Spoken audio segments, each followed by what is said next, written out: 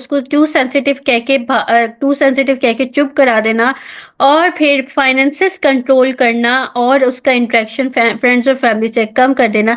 तो यहाँ पे ये सारे नार्सिसिस्टिक ट्रेट्स हैं जो आपको दिखेंगे और जो कॉमनली हमारे सोसाइटी में वर्क कर रहे हैं। फिर हम बात करते हैं मैनेजिंग एंड नेविगेटिंग नार्सिज्म। अब हम नार्सिज्म को मैनेज कैसे करें? तो ये उन लोगों के लिए है कि जो नार्सिज्म से अफेक्ट होते हैं, ये उन लोगों के लिए ये बात है।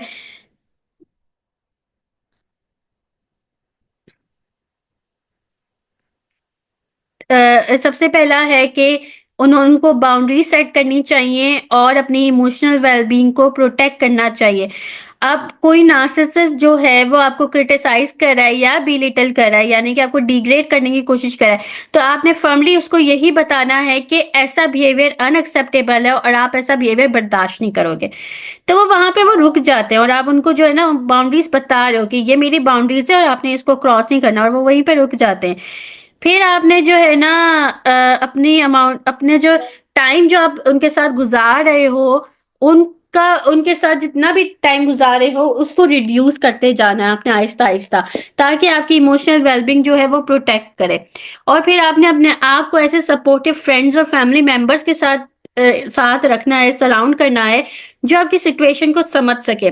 और आपने जो है ना अपने आप की केयर करनी है, जो कि बहुत ज़्यादा ज़रूरी है जब आप नार्सिसिस्टिक लोगों के साथ डील कर रहे होते हो, क्योंकि वो बहुत ज़्यादा आपको इमोशनल टोल देंगे, तो आपको अपनी केयर करने की बहुत ज़्यादा ज़रूरत है। दूसरा, नार्सिसिस्टिक लोगों के साथ जब आप इंटरेक्शन करो तो आप रिकॉर्ड ज़रूर रखो, चाहे वो चैट्स हों, चाहे वो वीडियो रिकॉर्डिंग हो, चाहे वो ऑडियो रिकॉर्डिंग हो, लेकिन अपने इंटरेक्शंस को रिकॉर्ड ज़रूर रखो, स्पेशली तब जब वो मैनिपुलेशन या अब्यूज के चक्कर में। या तो कभी कभी हमें जब पुलिस केस बनाना होता है तो हमें प्रूफ चाहिए होते हैं, जब हमें उनके खिलाफ केस करना तो हमें प्रूफ चाहिए होते हैं, या फिर ये होता है कि समटाइम्स आपको कुछ ट्रेड्स नहीं आइडिया दे रहे होते कि ये क्या है, तो आपको वो देखने के लिए कि ये क्या चीज़ है आपको रिकॉर्ड रखना पड़ता है, तो रिकॉर्ड जरूर रखना आपने। फिर ये है कि आपको पता होना चाहिए कि आपने कब और कैसे जो है आपने प्रोफेशनल हेल्प सीख करनी है। कुछ ऐसे सिम्टम्स हैं जैसे कि बहुत ज़्यादा आपको स्ट्रेस रहता है, आपकी नींद खराब हो रही है, आपके मेंटल हेल्थ में भी डिक्लाइन आ रहा है, तो ये इस तरह के रेड फ्लैग्स हैं। और अगर इस तरह की आपको सिम्टम्स फील हो रहे हैं, देन आपको प्रोफेशनल हेल्प यानी काउंसलिंग की ज़रूरत है और आपको काउंसलिंग के लिए जाना चाहिए। आप थेरेपिस्ट या काउंसलर जो है वो देख सकते हो, जो कि स्पेशली जो नार्सिसिस्टिक अब्यूज या ट्रॉमा के लोगों को डील करने में स्पेशलाइज है, वरना बात करके आपको आइडिया हो जाता है कि ये कर सकता है कि नहीं कर सकता। और दूसरी बात ये है कि आप पाकिस्तान में रहते हो, तो पाकिस्तान में रहते हुए आप ज़रूर अगले के क्रेडेंशियल्स पता करें कि उससे मास्टर्स किया हुआ है या पीएचडी की हुई है कि नहीं की हुई, और पीएचडी भी किस में की हुई है और मास्टर्स भी किस में किया हुआ है। इफ ही और she is a clinical psychologist, तो वो तो स्पेशलाइज कर सकता है। काउंसलिंग साइकोलॉजिस्ट का नॉर्मली इतना काम नहीं होता इसके अंदर, लेकिन अगर वो क्लिनिकल साइकोलॉजिस्ट है तो वो स्पेशलाइज कर सकता है और दूसरे साइकोलॉजिस्ट नहीं कर सकते, चाहे वो एमएससी क्या हो, चाहे वो एडीसीपी क्या हो, चाहे वो बीएस क्लिनिकल साइकोलॉजी हो, लेकिन वो स्पेशलाइज नहीं करते उस चीज़ में। तो आपने उन ऐसे लोगों के पास नहीं जाना।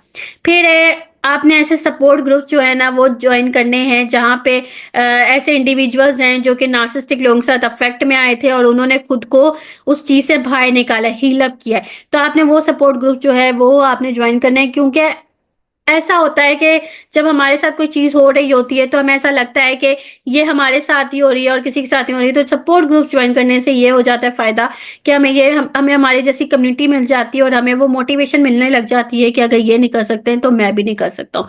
तो ये चीज़ करनी है आपने ज़रूर। Self awareness.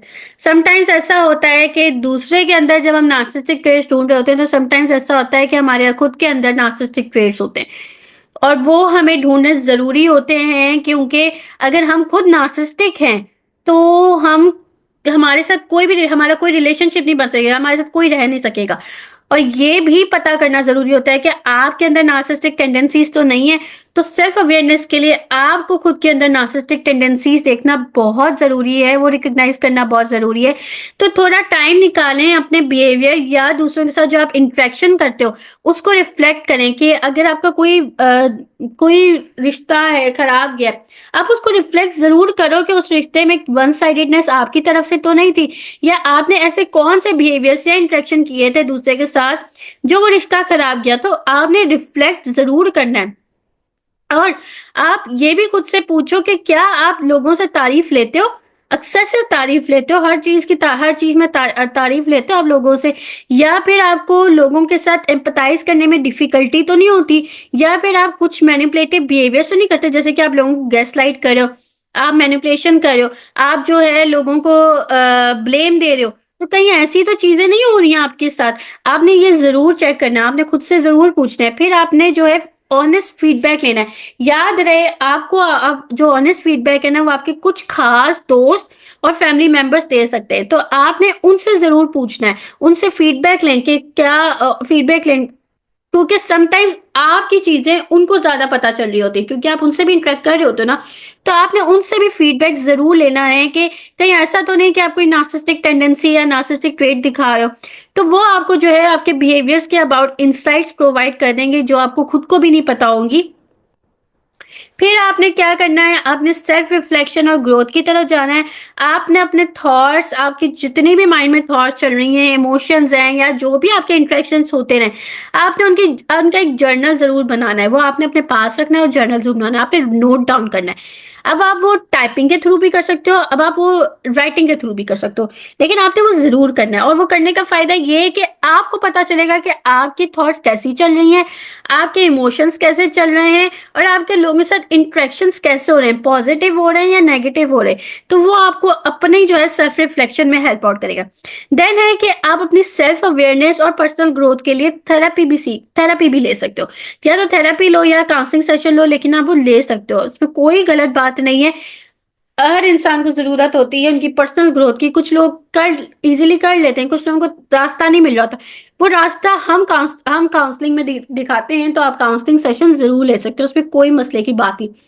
देन आप जो है दूसरों को एक्टिवली लिसन करके या एक्टिवली सुनकर जो है एम्पैथी प्रैक्टिस कर सकते हो, और ये समझो कि उन समझने की कोशिश करो कि वो क्या कहना चाह रहे हैं, उनका क्या पर्सपेक्टिव है, तो वो ज़रूर आप देखने की कोशिश करो। और आप जो है अपनी लाइफ में ग्रैटिट्यूड को ज़रूर शामिल करो, शुक्रगुज़ारी को ज़रूर शामिल करो।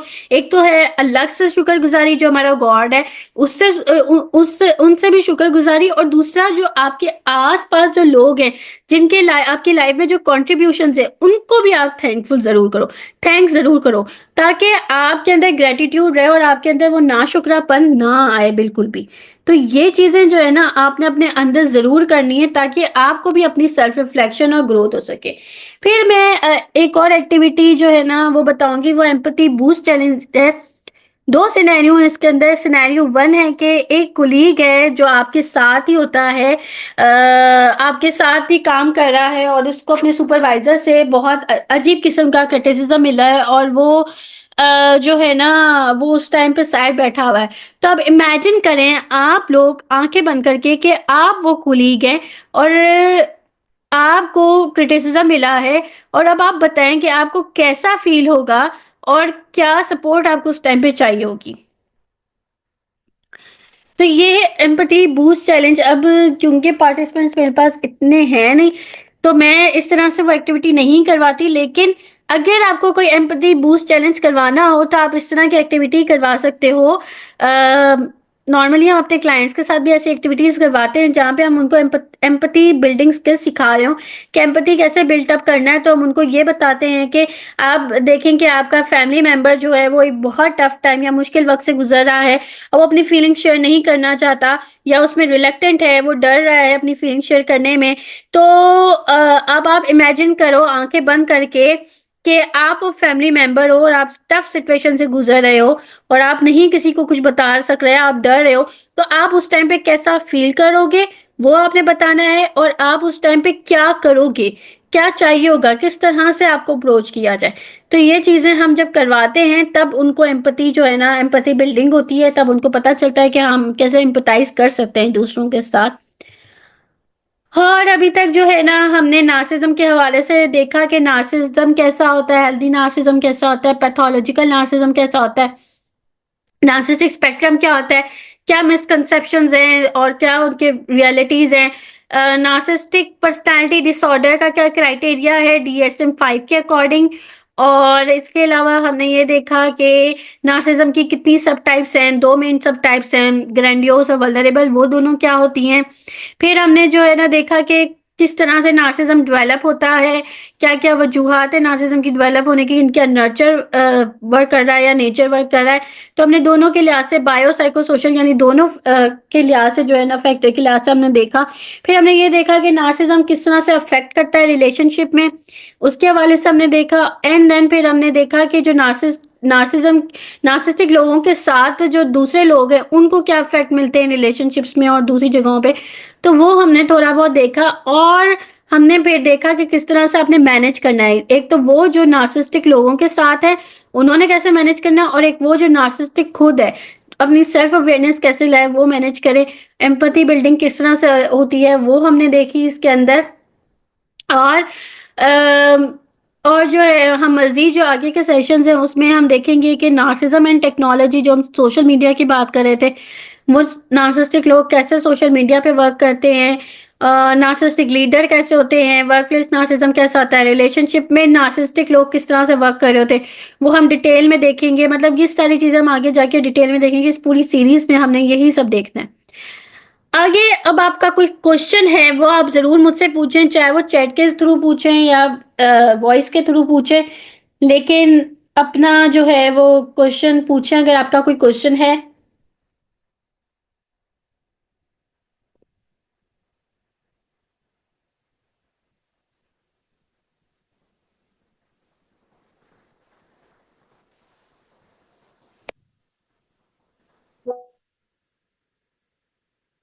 ओके, देन फिर हम हैंड करते हैं इस मीटिंग को। और फीडबैक जो है ना, आपने मुझे ग्रुप में देना है, जो ग्रुप हमारा बना हुआ है उसके अंदर आपने मुझे फीडबैक देना है सेशन का। और हम इस मीटिंग को एंड करते हैं। नेक्स्ट सेशन में हमारी मुलाकात होगी इंशाल्लाह ताला, जो नार्सिज्म एंड टेक्नोलॉजी से रिलेटेड सेशन है हमारा। इंशाल्लाह ताला मुलाकात हो जाएगी, आपको आपके सर्टिफिकेट्स मिल जाएंगे। और हैंड आउट जो मैंने बनाया है वो मैं आपको शेयर कर दूंगी, ग्रुप में ही शेयर कर देती हूँ हैंड आउट, ताकि आप लोग उसको देख लीजिएगा। और अपना ख्याल रखिएगा। थैंक यू, अल्लाह हाफिज़।